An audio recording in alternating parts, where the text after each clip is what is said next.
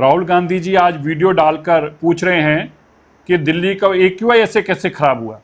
राहुल गांधी जी, ये किसी और ने खराब नहीं किया।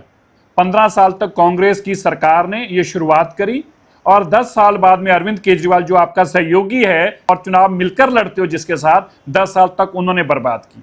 मैं बताना चाहता हूं, पिछले एक दशक, पिछले 10 साल के सबसे साफ दिन रेखा गुप्ता जी की सरकार ने इस साल दिए हैं।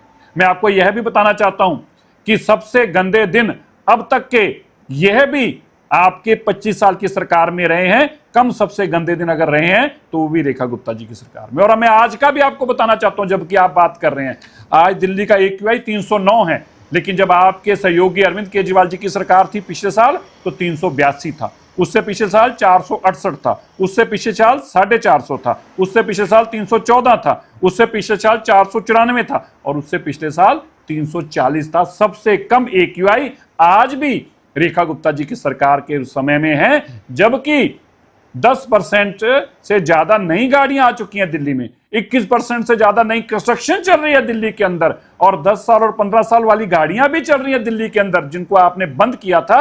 राहुल गांधी जी, ये बीमारी आप देके गए हैं और रेखा गुप्ता जी की बीजेपी की सरकार इस बीमारी को दुरुस्त कर रही है। इसलिए ये झूठ जो आप आज फैला रहे हैं, कल प्रियंका गांधी जी फैला रहे थे, उससे पहले तो कमाल ही कर दी थी जब जयराम रमेश जी ने कह दिया कि 34 करोड़ रुपया लग गया है क्लाउड सीडिंग के ऊपर। इससे बड़ा फ्रॉड और इससे बड़ी बेईमानी नहीं हो सकती। इससे समझ में आ रहा है आप एक सिस्टमैटिक तरीके से दिल्ली की सरकार को और दिल्ली के लोगों को बदनाम करना चाहते हो। मैं आपको बताता हूं, AQI की बीमारी आपकी कांग्रेस की और आपकी सहयोगी पार्टी आम आदमी पार्टी की दी हुई है। अगर नहीं पता तो अब सुन लें।